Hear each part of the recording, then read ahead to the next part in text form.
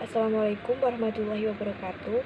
Kami dari kelompok 7 yang beranggotakan saya Nadila Putri Yulistia dengan NIM 056, Beni Muhammad Idris dengan NIM 128, Putri Nur Indasyah dengan NIM 200, dan Muhammad Wasil dengan NIM 247.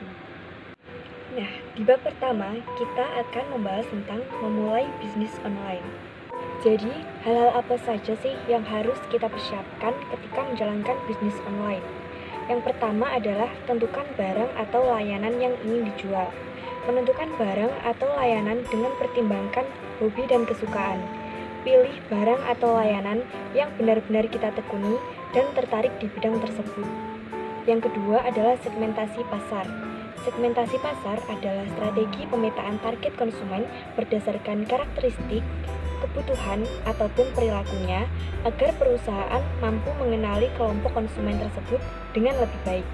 Dan yang ketiga ada klasifikasi model bisnis. Yang pertama ada B2B atau business to business. Yang kedua ada B2C atau business to consumer. Yang ketiga ada C2B atau consumer to business, dan yang terakhir ada C2C yaitu consumer to consumer. Selanjutnya akan dilanjutkan oleh rekan saya. Lalu selanjutnya kita akan memilih untuk menggunakan platform mana yang akan kita gunakan untuk bisnis online. Di sini ada 3 platform yang bisa digunakan. Yang pertama, kita bisa membuat situs website kita sendiri.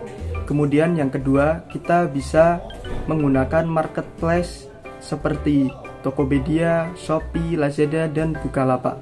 Kemudian yang ketiga, kita juga bisa memanfaatkan sosial media sebagai platform kita untuk memulai bisnis online. Baik, selanjutnya kita akan membahas mengenai pentingnya foto dan keterangan. Bagaimanapun juga dalam kita melakukan bisnis online, hal pertama yang pembeli kita lihat adalah foto produk yang akan kita tawarkan. Untuk menarik minat pembeli, maka sebaiknya kita memajang foto produk yang menarik, baik dari segi penampilan maupun angle-nya, sehingga pembeli dapat tertarik terhadap produk yang kita tawarkan. Selain dari foto yang menarik, keterangan produk juga penting ditambahkan. Pastikan produk yang kita tawarkan sesuai dengan deskripsi yang diberikan. Buatlah deskripsi sejujur mungkin, baik mengenai kualitasnya, keaslian barangnya, maupun spesifikasi lainnya. Tentunya kita tidak ingin pembeli kita kecewa terhadap toko kita karena kita menjual barang yang tidak sesuai dengan deskripsi yang kita berikan. Lalu selanjutnya ada tips dalam memfoto menggunakan ponsel. Yang pertama, pentingnya pencahayaan. Karena untuk mendapatkan foto yang baik, tentunya kita juga memerlukan cahaya yang baik pula. Lalu yang kedua, jangan gunakan fitur zoom.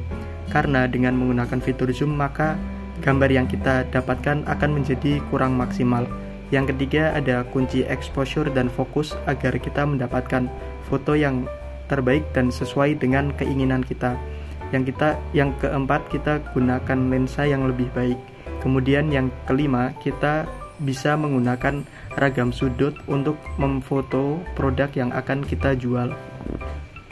Oke, bab selanjutnya adalah tentang tantangan dalam berbisnis online.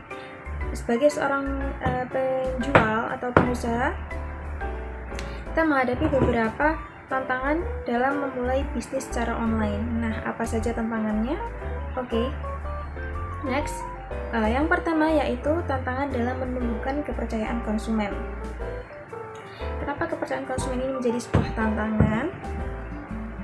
Karena dalam berbisnis online, kepercayaan konsumen itu menjadi peranan yang sangat penting. Karena semakin kesini kepercayaan konsumen itu semakin menurun. Kenapa bisa menurun? Karena sering terjadi adanya scam atau penipuan secara online yang mengharuskan para konsumen itu untuk hati-hati dalam membeli sesuatu dalam online gitu. Oke, jadi kepercayaan adalah sesuatu yang sulit didapatkan tapi sangat mudah untuk dihancurkan. Nah, seberapa besar tingkat kepercayaan konsumen ini sangat menentukan keberlangsungan perusahaan atau bisnis online kita. Semakin besar kepercayaan konsumen akan produk atau dengan bisnis online kita, maka bisa menambah loyalitas dari pelanggan. Nah, jika konsumen semakin percaya, maka akan semakin banyak orang yang ingin membeli atau berbelanja di toko kita. Semakin banyak transaksi yang terjadi di toko kita, maka profit kita juga akan semakin meningkat gitu. Nah, ada beberapa cara yang bisa kita lakukan untuk menumbuhkan kepercayaan konsumen. Yang pertama adalah transparan.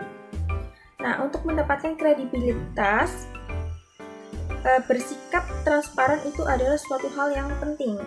Bersifat transparan terhadap barang apa yang kita tawarkan, termasuk tentang bagaimana sih kebijakan pembatalan atau pengembalian barang, lalu informasi-informasi yang memang harus diketahui oleh konsumen tentang barang yang kita jual.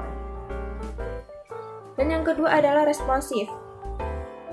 Jika konsumen memiliki masalah dengan produk yang kita beli gitu, maka kita harus segera menyelesaikannya dan nggak boleh kita menunda-nunda.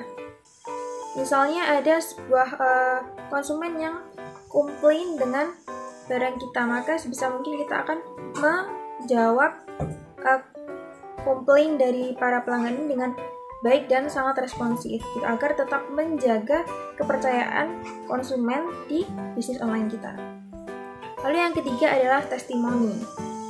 Nah, orang lain tentu pasti ingin tahu pendapat konsumen atau produk kita. Jadi sebelum konsumen memutuskan untuk membeli barang, pasti konsumen akan melihat terlebih dahulu review atau pendapat-pendapat pembeli sebelumnya tentang produk yang kita jual gitu. Apakah produk kita itu sesuai dengan keinginan mereka atau tidak, lalu berkaitan dengan kualitas produk yang kita jual juga. Lalu yang keempat ada rating. Nah, sistem rating di toko online itu sangat-sangat membantu untuk membangun kredibilitas kita, sehingga kepercayaan konsumen itu juga akan semakin meningkat gitu. Semakin tinggi bintang ataupun rating yang kita miliki, maka kepercayaan konsumen juga akan semakin meningkat.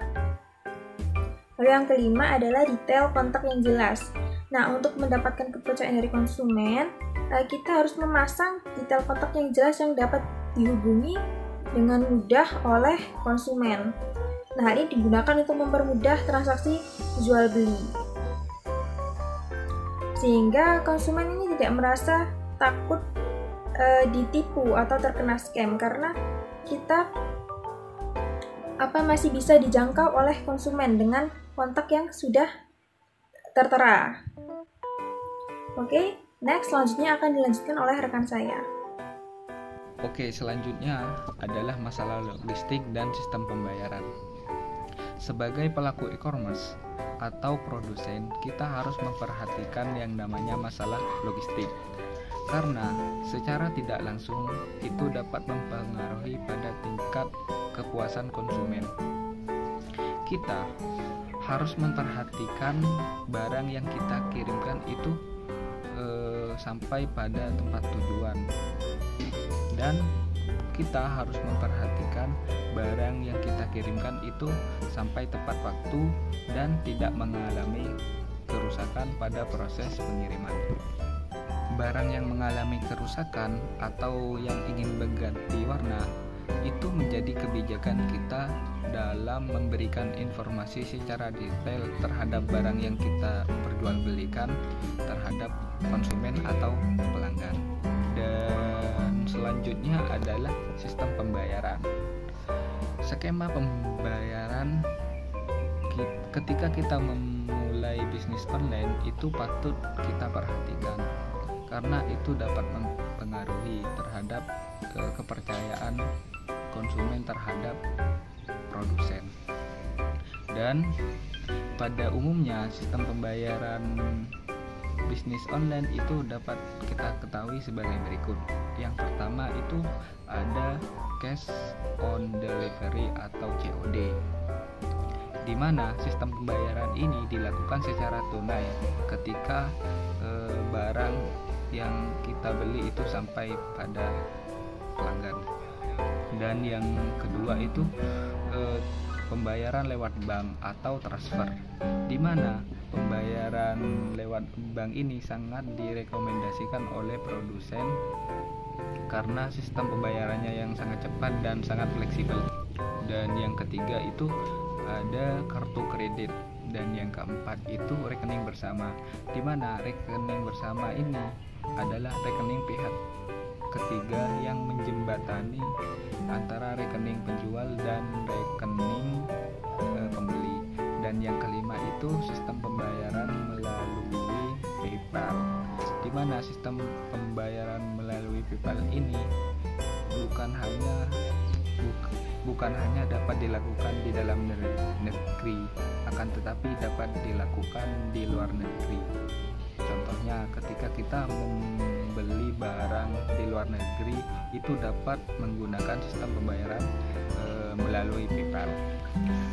Dan selanjutnya adalah penanganan komplain. Untuk menjaga reputasi kita sebagai pelaku atau produsen, kita harus mendengarkan pendapat konsumen atau penilaian konsumen terhadap barang yang kita perjualbelikan, agar tidak terjadi kesalahpahaman. Seperti contohnya pada gambar di samping ini, beli iPhone 6 Plus, datangnya sabun Nuvo. Dari situ kita harus memperkuat kepercayaan kita sebagai produsen terhadap konsumen atau pelanggan agar tidak terjadinya komplain. Nah, bagaimana cara kita atau tips untuk menangani komplain dari pelanggan? Yang pertama itu adalah mendengarkan apa keluh kesah dari pelanggan, dan yang kedua itu meminta maaf atas pelayanan yang kurang tepat atau kekeliruan dalam pelayanan, dan yang ketiga itu selesaikan masalah, misalnya meretur barang itu kembali, dan yang keempat itu sampaikan terima kasih. Dalam penyampaian terima kasih itu sebagai bentuk terima kasih atas penyampaian komplain atau kritik dan saran. Oke,